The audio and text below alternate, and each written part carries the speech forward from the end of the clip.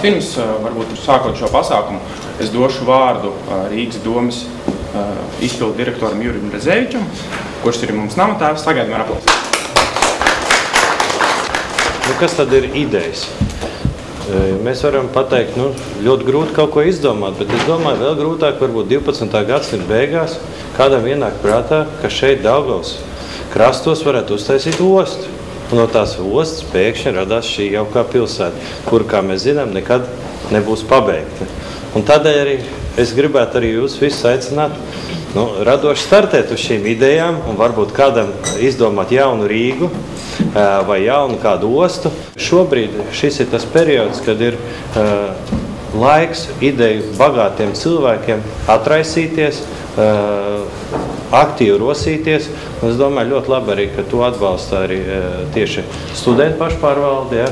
Tas man šķiet ir arī ļoti apsveicam. Tātad jau tādas jaunas asins, ne tikai tādi jau pieredzējuši sirmi kungi strādājuši šīm lietām, tā ļoti tēvišķīgi vai gudri pamāca, kā tad būtu pareizi. Bet es domāju, ļoti svarīgi, ka viņi šeit visi kopā. Un es domāju, ka šeit tieši ar šīm jaunām idejām, es domāju, ka tad viss aizmirstās ir krīzes, ir viss pārējais. Tā kā es domāju, lai mums visiem veicās, lai visi ir veiksmīgi uzņēmēji, un tad jau arī mūsu valstī ies visiem labi. Šogad projekts Ideja Kauss norisinās jau 4. gadu, un šo projektu īsteno Latvijas Investīciju un attīstības aģentūra sadarbībā ar Rīgas Tehniskās universitātes studentu parlamentu. Finansējums komitā šim projektam nāk no Eiropas Reģionālās attīstības fonda un Eiropas Savienības. Papildus mums ir dažādi sadarbības partneri. Tas nozīmē tikai to, ka iespējas saņemt atbalstu ir ļoti, ļoti liela šī projekta ietvaros. Kā jūs visi zinat, lai piedalītos šajā konkursā, ir pavisam vienkārši pirmajā kārtā jāiesniedz savas idejas apraksts uz vienas A4 formāta lapas. To es jūs visus arī aicināšu izdarīt šī mēneša laikā. Jums būs iespēja arī dzirdēt pagājušā gada finālistus, kas pastāstīs par to, kādā veidā tad ir iespējams nokļūt līdz finālam un kas notiek pēc fināla. Jo cilvēks, kas šodien būs šeit uz vietas, ir pēc fināla īstenojis savu ideju un uzsācis uzņēmējdarbību. Es aicināšu jūs tiešām nekautrēties, būt drosmīgiem, uzdot jautājumus un pats būtiskākais izmantot iespēju. Ko es gribētu pateikt savā prezentācijā, tas klausoties un uztverot, nemeklēt to rāmīti, to lauciņu, kurā jūsu ideja jau varētu būt tā kā ieliekama, drīzāk otrādi. Redzēt pēc iespējas plašu lauku un uztvert to filozofiju, to domu, kas varbūt kurai mūs būtu jāvada tos nākamos 20 gadus. Idejas var atrast, varbūt, kā iepriekš minēts, tātad apskatoties, kas notiek kaut kur citur un sakompilējot kopā kaut kādus mehānismus, kas tādā redakcijā vēl nemaz līdz šim nav bijuši realizēti. Ja? Mūsu tā teikt, mīļais piemērs par Skype, inovatīvs produkts, neko nav ko piedils, nav ko atņemt, ļoti liela, milzīga peļņa no šīs Skype pārdošanas. Ja? Paskatāmies iepriekš, vai tad telefons pirms tam nebija? Bija jau kā telefons. Vai tad internets nebija? Arī kā bija internets. Vai tad nebija iespējas sarakstīties internetā? Bija. Viņi sakompilēja visu to kopā, ja, teiksim, pievienoja šo bezmaksas sarunāšanās iespēju, plus pievienoja, kas radīja vislielāko vērtību, ne jau tas, ka cilvēki bez maksas runā, bet tas, ka cilvēki var iegādāties, nosacīti lētākas sarunas un no sava datora zvanīt uz jebkuru telefonu.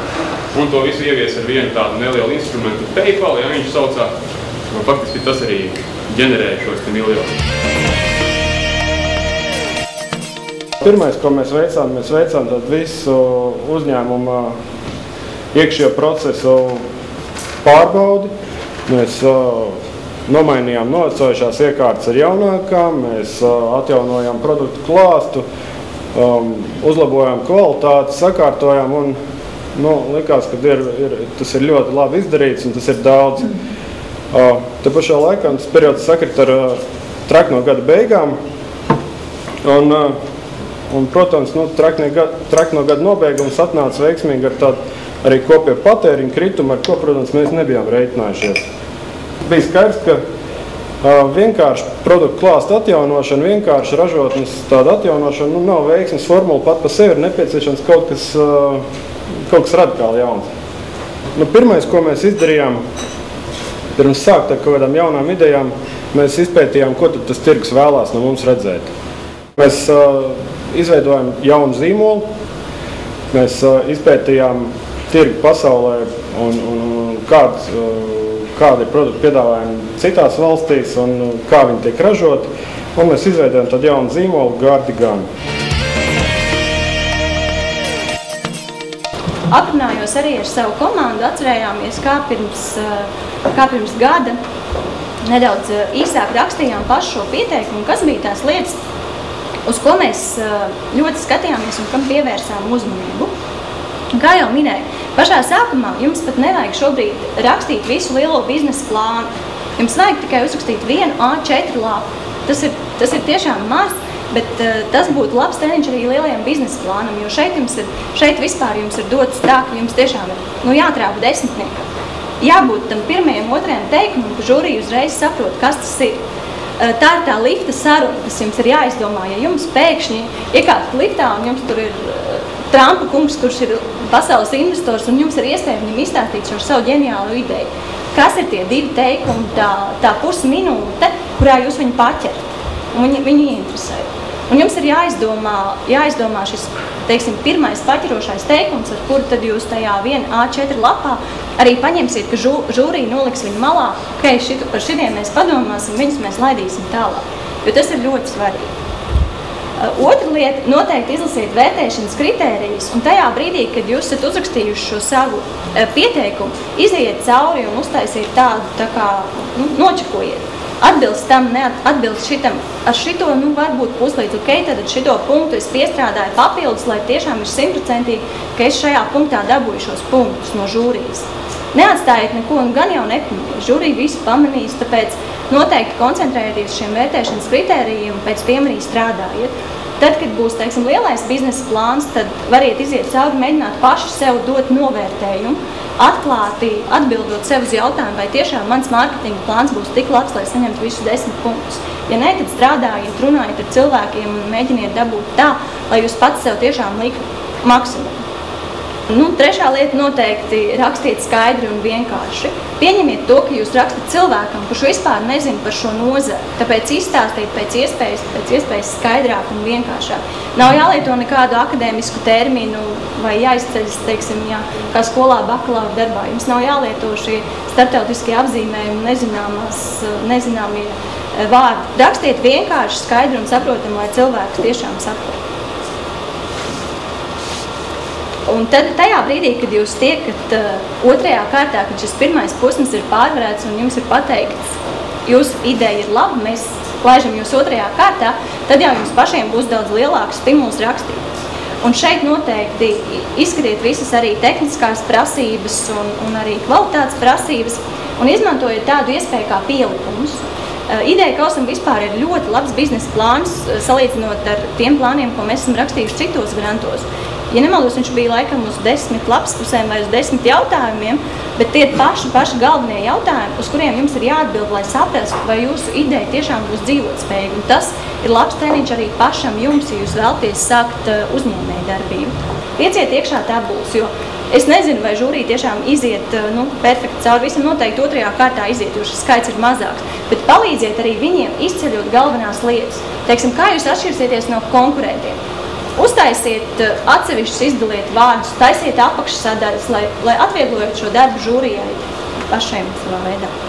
Un noteikti izceliet, visas savas priekšrocības. Tajā brīdī, kad jūs pildat sadaļu par klientiem, par potenciālo mērķa auditoriju, izmantojiet Latvijā un ārzemē pieejamās bezmaksas aptauju veikšanas iespējas. Visi dati LV vai Monkey Survey vai Survey Monkey no ārzemēm nosūtiet visiem saviem draugiem LV, teiksim, vai viņi iepērkas internetā. Varat neuzdot jautājumus konkrēti par savu ideju, bet saprast, vai cilvēki būtu gatavi virzieties šajā virzienā.